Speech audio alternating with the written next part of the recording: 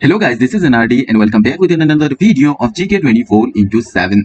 So guys आज के इस युग में ना दुनिया में हर कोई पैसा कमाना चाहता है। कोई अपने परिवार को पालने के लिए पैसा कमाता है तो कोई अपने शौक को पूरा करने के लिए कमाता है। लेकिन दुनिया में कुछ ऐसे भी खरबपति है जो पैसा कमाना चाहते हैं अपने नाम के लिए और दुनिया में सबसे ज्यादा अमीर बनने के लिए। तो गाइज आज के इस वीडियो में ना हम देखने वाले हैं दुनिया के 10 सबसे अमीर आदमी कौन है, भारतीय पैसे के हिसाब से क्या है इनकी कुल संपत्ति, किस सोर्स से इनको इतना पैसा मिलता है, वगैरह वगैरह बहुत कुछ।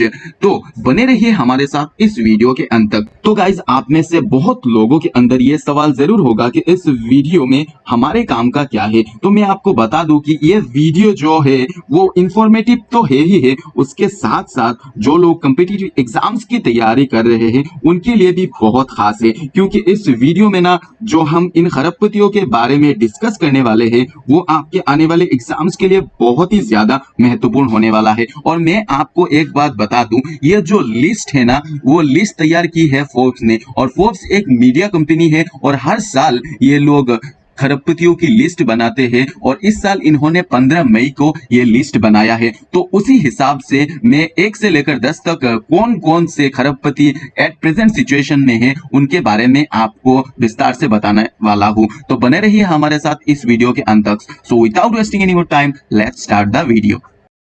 To get free study and job related videos, subscribe now and hit the bell icon for never miss an update in future. तो गाइज हमारी इस लिस्ट में 10वें पायदान पे है भारत के सबसे अमीर आदमी मुकेश अंबानी। ठीक है, प्रोफेशनली वो एक बिजनेस पर्सन है और उनकी जो वर्तमान उम्र है वो है 64 साल और करंटली वो चेयरमैन है रिलायंस इंडस्ट्रीज और जियो के। और मैं आपको बता दूं ये जो रिलायंस इंडस्ट्रीज है वो भारत की सबसे बड़ी तेल और गैस कंपनी है और जियो जो है वो भारत की सबसे बड़ी नेटवर्क कंपनी है। और जियो की शुरुआत हुई थी 5 सितंबर 2016 को और जब से शुरुआत हुई थी तब से ही इन्होंने तहलका मचा के रखा है। पहले इन्होंने लगभग 1 साल तक फ्री डाटा दिया और फ्री कॉलिंग की सुविधा दी, जिसकी वजह से काफी सारे यूजर्स जियो की तरफ से खींचे चले आए और इसी से ही इन्होंने अपने इस बिजनेस को आगे बढ़ाया। और भारत में 4G लाने वाले पहली कंपनी जियो ही है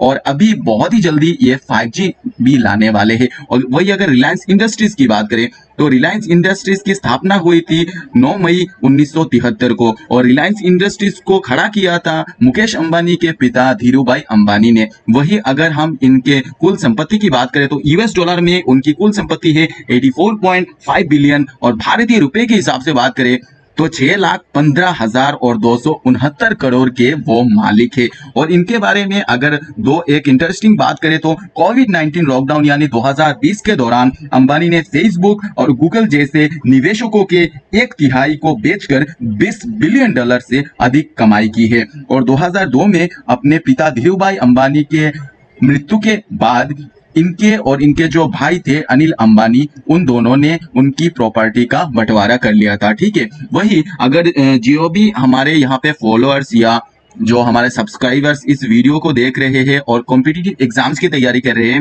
उनके लिए मैं बता दूं कि आपके लिए यहाँ पे बहुत सारी कुछ इंटरेस्टिंग बातें जानने के लिए है जो एग्जाम्स के लिए बहुत ही ज्यादा महत्वपूर्ण है। देखिए यहाँ पे पहली बात है कि भारत में वर्तमान जो सबसे अमीर आदमी कौन है वो है मुकेश अंबानी। तो यहाँ पे रिलायंस इंडस्ट्रीज और जियो के चेयरमैन कौन है? मुकेश अंबानी। रिलायंस इंडस्ट्रीज किस में डील करता है? ऑयल और गैस कंपनीज में। वही जियो एक टेलीकॉम नेटवर्क है। रिलायंस इंडस्ट्री की स्थापना कब हुई थी, किसने की थी? जियो की स्थापना कब हुई थी, किसने की थी? तो ये जो जितनी भी जानकारी है ना बहुत ही क्रूशियल है, तो बहुत ध्यानपूर्वक इन चीजों को देखिए। तो गाइस हमारी इस लिस्ट में 9वें स्थान पे जो खरबपति है उनका नाम है सर्गे ब्रिन। और आपको बता दें कि सर्गे ब्रिन जो है वो प्रोफेशनली एक बिजनेसमैन है, उसके साथ साथ एक कंप्यूटर साइंटिस्ट भी है और जिनकी वर्तमान उम्र 47 साल है। और आपको बता दें कि इन्होंने जब कंप्यूटर इंजीनियरिंग की पढ़ाई की थी तब इनकी मुलाकात हुई थी लेरी पेज के साथ और लेरी पेज के साथ ही इन्होंने मिलकर 1998 के 4 सितंबर को गूगल की स्थापना की थी। और ये फाउंडर है गूगल और अल्फाबेट कंपनी के और गूगल अल्फाबेट दोनों ही एक ही कंपनी है। और आपको बता दें कि ये जो कंपनी है वो एक अमेरिका की मल्टीनेशनल टेक्नोलॉजी कंपनी है जो रिलेटेड है इंटरनेट रिलेटेड सर्विस के ऊपर। वही आपको बता दें कि अल्फाबेट जो कंपनी है उसकी स्थापना हुई थी 2 अक्टूबर 2015 को। सर्गे ब्रिन ने दिसंबर 2019 गूगल की मूल कंपनी अल्फाबेट के अध्यक्ष के रूप में पद छोड़ दिया था, लेकिन वो नियंत्रक जो उनका शेयर होल्डर था और जो बोर्ड के वो मेंबर थे वो बने रहे। सिर्फ इन्होंने जो अध्यक्ष पद था वो छोड़ दिया था। और आपको इनके बारे में और बात एक बता दूं कि 2004 में जो सार्वजनिक हुई थी गूगल, जिसकी स्थापना हुई थी 1998 को, उसका ही नाम 2015 में बदलकर अल्फाबेट रख दिया गया था। ब्रिन 2019 के अधिकांश समय अल्फाबेट की मूनशॉट रिसर्च लैब एक्स में इन्होंने बिताया। और इनके बारे में एक खबर ये है कि कथित तौर पर ये एक हाईटेक एयरशिप प्रोजेक्ट के लिए फंडिंग कर रहे हैं। और इनके अगर हम नेटवर्थ यानी उनकी कुल संपत्ति की बात करें तो इनकी कुल संपत्ति है 89 बिलियन यूएस डॉलर, जो भारतीय रुपए के हिसाब से 6,47,996 करोड़ होता है। तो गाइस हमारी इस लिस्ट में 8वें पायदान पे है लेरी पेज। सो लेरी पेज एक कंप्यूटर साइंटिस्ट है और एक अमेरिकन है। उनकी जो करंट एज है वो है 48 इयर्स। और आपको बता दें कि वो को फाउंडर है गूगल और अल्फाबेट के, जो मैंने आपको पहले बताया था। ब्रिन के साथ मिलकर 1998 को दोनों ने गूगल की स्थापना की थी और 2019 में इन्होंने गूगल के सीईओ का पद छोड़ दिया था, लेकिन जो कंट्रोलिंग पावर यानी शेयर उनके ही पास था और वो बोर्ड ऑफ मेंबर बने रहे। सो ओवरऑल कह सकते हैं कि जो सर्गे ब्रिन है उन्हीं की तरह वो भी 2019 से सीईओ के पद पर नहीं थे, पर शेयर होल्डिंग पावर और बोर्ड ऑफ मेंबर्स बने रहे। वही अगर बात करें हम गूगल और अल्फाबेट की, जो मैंने आपको पहले भी बताया है कि ये अमेरिकन मल्टीनेशनल टेक्नोलॉजी कंपनी है जो रिलेट करती है इंटरनेट रिलेटेड सर्विस के ऊपर। ठीक है, तो मैं एक बार फिर से बता देता हूँ, गूगल की स्थापना हुई थी 4 सितंबर 1998 को और अल्फाबेट की स्थापना हुई थी 2 अक्टूबर 2015 को। सो गूगल का नाम 2015 में बदलकर अल्फाबेट रखा गया था। वही अगर हम लेरी पेज के बारे में और दो एक इंपॉर्टेंट बात बताए तो ब्रिन के साथ पेज ने गूगल के पेंजरैंक एल्गोरिथम का आविष्कार किया, जो खोज इंजन को शक्ति प्रदान करता है। यानी गूगल का जो सर्च इंजन था वो दोनों ने मिलकर सर्च इंजन का आविष्कार किया था। वही अगर एक इंपॉर्टेंट बात इंटरेस्टिंग और इंपॉर्टेंट बात आपको साथ शेयर करें तो अंतरिक्ष अन्वेषण कंपनी प्लेनेटरी रिसर्चर्स में एक संस्थापक निवेशक है लेरी पेज। वही फ्लाइंग कार जो है आने वाली है, हम सभी सुनते हैं, ड्रीम देखते हैं और न्यूज चैनल पर इसके बारे में बहुत सी न्यूज आती रहती है। Flying car startup Kitty Hawk और ओपनर को भी ये फंडिंग कर रहे हैं। ठीक है, वही अगर हम इनके कुल संपत्ति की बात करें तो उनके कुल संपत्ति है 91.5 यूएस डॉलर बिलियन डॉलर। यानी अगर बात करें हम भारतीय रुपए के हिसाब से तो इनकी कुल संपत्ति है 6,67,197 करोड़ रुपए। ठीक है, तो गाइस हमारी इस लिस्ट में 7वें पायदान पे है अमेरिका के खरबपति लेरी एलिसन। सो लेरी एलिसन प्रोफेशनली एक बिजनेस मैग्नेट है और उनकी वर्तमान जो उम्र है वो है 76 साल। तो आपको बता दें कि लेरी एलिसन सॉफ्टवेयर दिग्गज कंपनी ओरेकल के अध्यक्ष, मुख्य प्रबंधकीय अधिकारी और को फाउंडर है, जिसमें से उनके पास लगभग 35% शेयर है। वही 2012 में एलिसन ने लगभग सभी हवाई द्वीप लानोई को खरीदने के लिए 300 मिलियन डॉलर खर्च किए और अब तक इन्होंने वहां एक हाइड्रोफोनिक फर्म और एक लग्जरी स्पा बनाया है। वही अगर आप ये सोच रहे हैं कि ओरेकल जो कॉर्पोरेशन सॉफ्टवेयर कंपनी है उसका काम क्या है, तो नॉर्मली एक अमेरिकन मल्टीनेशनल कंपनी है जो टेक्नोलॉजी के ऊपर आधारित है, जो डाटाबेस सॉफ्टवेयर और टेक्नोलॉजी को सेल करके अपना प्रॉफिट बनाती है। वही ओरेकल जो कॉर्पोरेशन है उसकी स्थापना हुई थी 16 जून 1977 को। वही अगर हम उनके बारे में और दो एक बातें बताए तो मई 2016 में एलिसन ने एक कैंसर उपचार केंद्र के लिए दक्षिणी कैलिफोर्निया विश्वविद्यालय को 200 मिलियन यूएस डॉलर देने का वचन दिया था। ठीक है, वही एलिसन दिसंबर 2018 में टेस्ला बोर्ड में शामिल है। उस साल की शुरुआत में इन्होंने 3 मिलियन डॉलर टेस्ला शेयर खरीदा है। ठीक है, वही अगर हम इनके नेटवर्थ यानी कुल संपत्ति की बात करें तो लगभग उनकी संपत्ति है 93 बिलियन यूएस डॉलर। वही भारतीय रुपए के हिसाब से बात करें तो 6,77,320 करोड़ के वो अब तक मालिक है। तो गाइस हमारी इस लिस्ट में छठे पायदान पे जो खरबपति है उनका नाम है वॉरेन बफेट। तो नॉर्मली ये एक इन्वेस्टर यानी निवेशक है और इनकी करंट एज है 90 इयर्स। वही आपको बता दें कि ये ओनर एंड सीईओ है वर्कशायर हथावे। वही आपको बता दूं कि वर्कशायर हथावे एक मल्टीनेशनल कंपनी है जो 60 से अधिक कंपनियों का मालिक है, जिसमें बीमाकर्ता ज़ीको, बैटरी निर्माता ड्यूरेसेल और रेस्तोरा डेयरी किंग शामिल है। तो गाइज इनके बारे में एक इंटरेस्टिंग सी चीज मैं आपको बताता हूँ कि इन्होंने पहली बार सिर्फ 11 साल की उम्र में स्टॉक खरीदा था और 13 साल की उम्र में इन्होंने पहले टैक्स फिलअप किया था। तो आप सोच सकते हैं कि कितनी कम उम्र में इन्होंने शेयर खरीदना शुरू कर दिया था। वही इनको ओरेकल ऑफ ओमाहा भी कहा जाता है। और आपको बता दें कि वॉरेन बफेट अब तक के सबसे सफल निवेशकों में एक है। अमेरिका से ताल्लुक रखने वाले वॉरेन बफेट का जो कुल संपत्ति है वो है 96 बिलियन यूएस डॉलर, जो भारतीय रुपए के हिसाब से 6,99,022 करोड़ रुपए होते हैं। ठीक है, तो गाइज हमारी इस लिस्ट में 5वें पायदान पे है सबके चहीते और well known person mark Zuckerberg.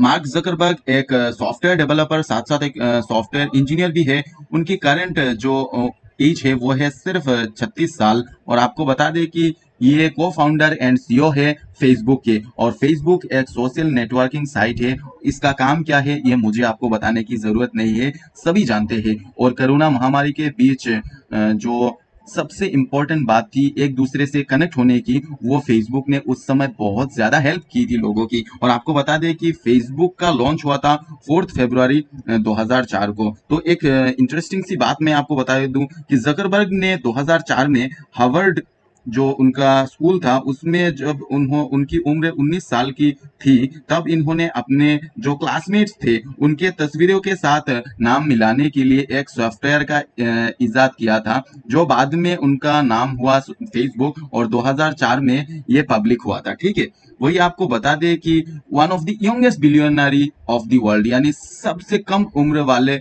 खरबपतियों में से एक है मार्क जकरबर्ग। वही अगर हम इनके कुल संपत्ति की बात करें तो 97 यूएस बिलियन डॉलर है इनकी कुल संपत्ति। और भारतीय रुपए के हिसाब से बात करें तो 7,06,586 करोड़ इनकी वर्तमान संपत्ति है।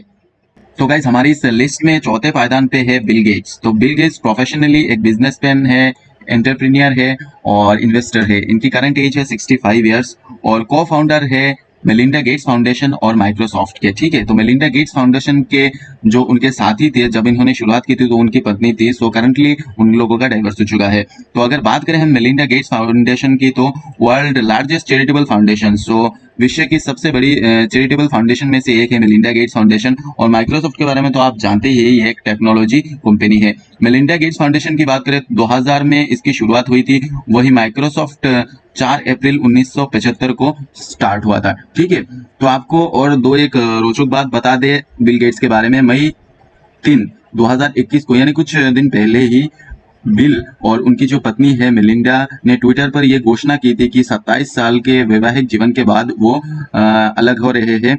पर फिर भी इन्होंने ये जाहिर किया था कि जो मेलिंडा फाउंडेशन है उनमें वो को ओनर बने रहेंगे, उसमें काम करते रहेंगे। ठीक है, और बिल गेट्स के बारे में ये बता दें कि इन्होंने कैनेडियन नेशनल रेलवे और ऑटोनेशन सहित दर्जनों कंपनियों में निवेश किया है और यूएस में कृषि भूमि के सबसे बड़े मालिक में से एक है। आज तक गेट्स ने गेट्स फाउंडेशन यानी मेलिंडा फाउंडेशन को 33.8 यूएस जो बिलियन डॉलर का माइक्रोसॉफ्ट का स्टॉक दान किया है। सो एक बहुत ही अच्छी इनिशिएटिव है और बहुत ही अच्छे एक आदमी है। वही अगर बात करें हम उनकी कुल संपत्ति की तो करंटली 124 बिलियन यूएस डॉलर इनके पास है। भारतीय रुपए की हिसाब से बात करें तो 9,03,264 करोड़ के मालिक है। ठीक है, तो गाइस हमारी इस लिस्ट में तीसरे पायदान पे है बर्नार्ड अर्नोल्ट एंड फैमिली। तो बर्नार्ड अर्नोल्ट और उनकी जो परिवार है उनका स्थिति अब इस लिस्ट के हिसाब से तीसरे नंबर पे है। सो बर्नार्ड अर्नोल्ट की बात करें तो उनका करंट एज है 72 इयर्स और वो LVMH जो कंपनी है उसके चेयरमैन है और क्रिस्टियन डियोर की भी चेयरमैन है। सो नॉर्मली ये जो LVMH है ये और क्रिस्टियन डियोर से ये एक फ्रेंच मल्टीनेशनल कॉर्पोरेशन है, मतलब एक मल्टीनेशनल कंपनी है फ्रेंच की जो लग्जरी गुड्स के ऊपर जो उनका प्रमुख तौर पे उनका काम रहता है। उसके बाद बात करें हम LVMH जो कंपनी है उसकी, तो उसकी शुरुआत हुई थी 1987 को और क्रिस्टियन डियोर की शुरुआत हुई थी 1946 को। ठीक है, वही इनके बारे में अगर एक रोचक बात करें तो दुनिया के परम स्वाद निर्माताओं में से एक बर्नार्ड अर्नोल्ट लुई विटन और सेफोरा समेत 70 ब्रांडों के साम्राज्य की देखरेख करते हैं। इनका जो LVMH जो कंपनी है उसके अंडर में ही ब्रांडेड और 60 कंपनीज है, तो बहुत बड़ा इनका एक बिजनेस है। वही अगर अर्नल्ड के फैमिली की बात करें तो उनके 5 बच्चों में से 4 LVMH जो कंपनी है उसमें काम करते हैं। उनके नाम है फ्रेडरिक, डेफलिन, एंटोनी और अलेक्जेंडर। वही अगर हम इनके कुल वर्तमान संपत्ति की बात करें तो 150 बिलियन डॉलर के वो मालिक है, यानी भारतीय रुपए के हिसाब से बात करें तो 10,96,000 और 671 करोड़ रुपए के मालिक है। तो गाइज हमारी इस लिस्ट में दूसरे पायदान पे है एलोन मास्क, जो प्रोफेशनली एक सॉफ्टवेयर डेवलपर है और साइंटिस्ट है। करंट एज है इनका 49।